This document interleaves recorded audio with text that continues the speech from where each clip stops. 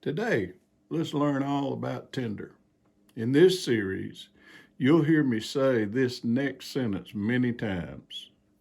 To build a fire, you'll need tinder, kindling, and fuel, along with an ignition source. We'll learn about kindling and fuel in the next videos in this series. But first, let's have the definition of Tinder. According to the internet, this is their description of Tinder.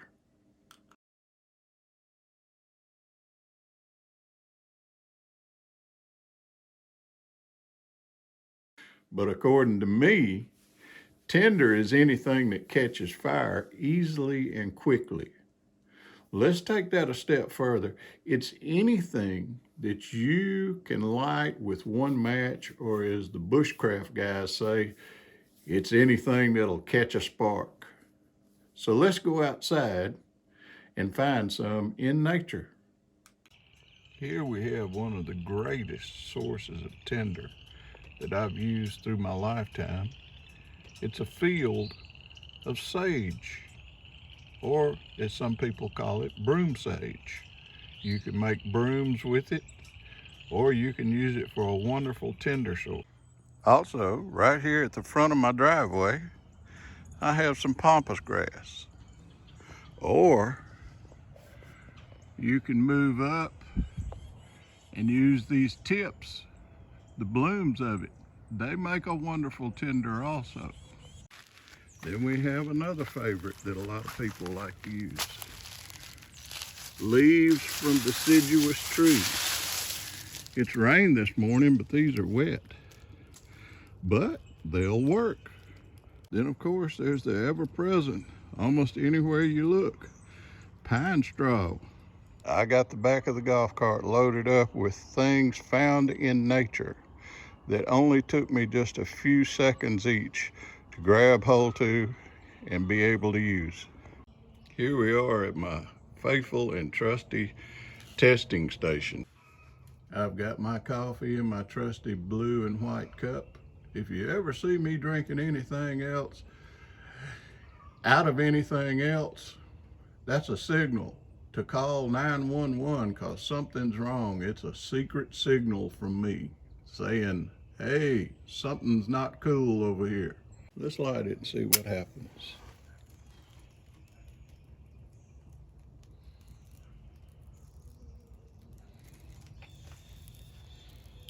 Okay, there we go. You may have to coax it a little bit because it's wet, but in a few minutes, when the heat starts drying the rest of it out, it'll catch fire. And it will take your fire to the next level. It will ignite your kindling. The next on the hit parade is the actual blossoms, the blooms from that pampas grass. Just gonna strip it off right here just like this. Do much of nothing more to it, but we can use this. Actually, the stem of it will actually catch fire as well and provide some form of kindling. So we're gonna process that up.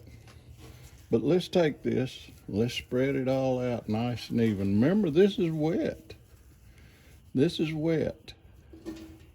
But I'm just trying to show you what a good kindling, a good tinder source will do in times of need.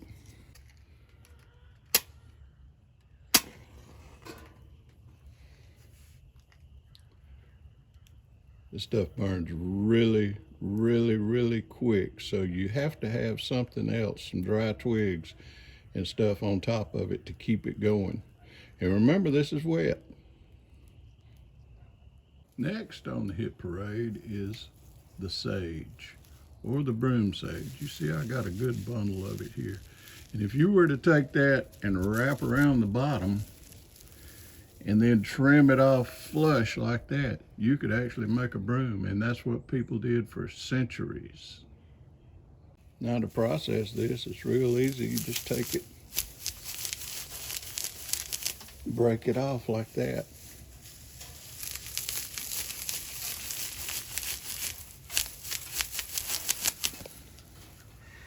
And then you've got a nice bundle of it here. Refine it a little bit further. Work it up. You don't want it all laying close to each other. You want to provide that airspace. Remember my video about airspace? There's a link right above, right there. So here we go. Got a nice little Tinder bundle there. And if you look in the same field that you find sagebrush, you'll also find this kind of stuff. This is easy to process. It just snaps off like that. Pile it up. And you notice one of the most important things in building a fire is you start with small, you move to a little bit bigger, and then a little bit larger than that. Let's see what she'll do. Oh, that was quick. That was quick. That sage has always been one of my favorites. And look, it's already starting to catch the twigs on fire. Then I don't know if you've watched it, but I've got an entire video about jute twine. I've got a short about it, and then I've got a longer video about jute twine. Extremely good cordage. It's cheap, inexpensive, and it works great. I'm going to process this right quick and we'll light it. No self-respecting camper or bushcrafter should be out and about without a bundle of jute twine.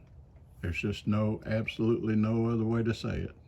Last but not least, and I say last because it's just never been one of my favorites, but it does work, pine straw.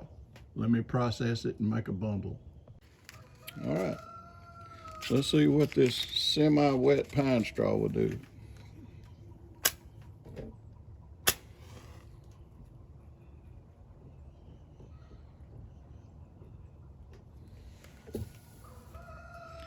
Like I said, it's not one of my favorites, but it will do in a pinch.